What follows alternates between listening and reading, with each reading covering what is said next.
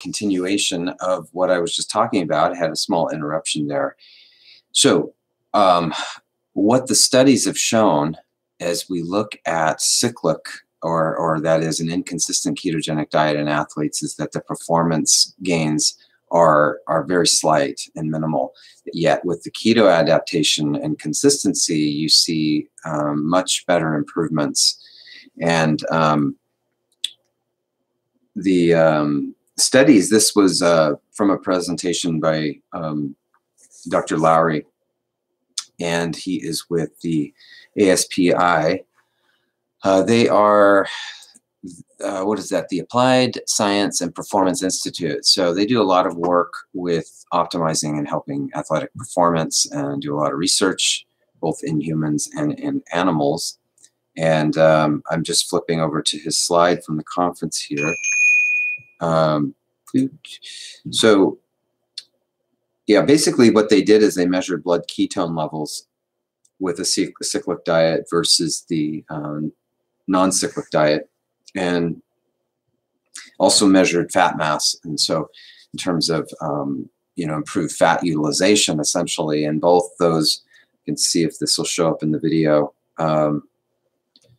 This is an image from, I think we have focus issues when I get that close. So essentially, you'll see that the ketosis is above that blue line, and those dots represent all the data points from a ketogenic diet. The data points below the line, which is not ketosis, is the cyclic keto diet. So you can see over time, there is a small increase as they move through. Those are days. So basically what you're looking at is a cyclic diet where they go keto and then begin to measure those ketones. So really, this is a 5-day span, essentially a week here. So by the time you're at the end of the week, getting barely into ketosis, then you're cycling off of the diet and you start over again out of ketosis. Whereas if you stay, obviously, in a ketogenic diet, you've got ketones that stay elevated. And then this part, so we've got on the blue graph, this represents in terms of fat loss. And so the blue is a ketogenic diet. The brown, if you can see the color, the short graph is the cyclic keto diet. So you can see how much more, so it's down to -3 points of fat loss versus only 0.75. So less than half. And in terms of performance, that's going to also show those problems. So another graph, I won't bring that up, but it actually showed the comparison between cyclic keto diet and a targeted keto diet. So let me talk about the targeted, because I think that might actually have more appropriate application, and it's what I'm probably going to use as I go into the more of intense training and cycling races. So the difference with targeted ketogenic diet is that you are, instead of, kind of doing a week on and then taking the weekend off, is that you are on a ketogenic diet, and then at targeted times before workouts, and depending on what your activity and your workout will be, you're increasing your carbs very moderately to even sometimes small amounts.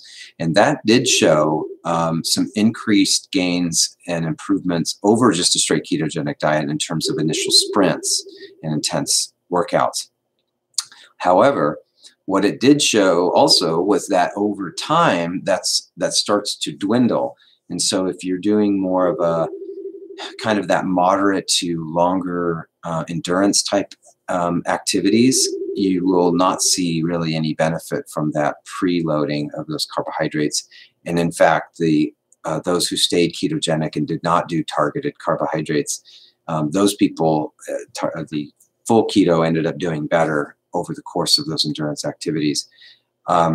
So on a personal level, one thing that I've discovered is that as I have monitored my diet and tracked, and whereas I once thought that I was regularly cycling in and out of the ketogenic diet because I would occasionally grab some, things like I'd have some yam fries. I would have, what else? Some tortilla chips, some plantain chips. Trying to think of what other starches. It would probably be rice-based. There's a pizza crust that I've gotten that I use. It's cauliflower with some rice flour. Excuse me, it's corn flour. And I do use some gluten-free baking mix once in a while, a very small amount. And as I've tracked it, what I've realized is that those small amounts of added carbohydrates actually aren't significant enough to be technically pushing me out of a ketogenic diet. I guess I've gotten to the point where I'm so much habitual about the keto diet as far as my planning and just how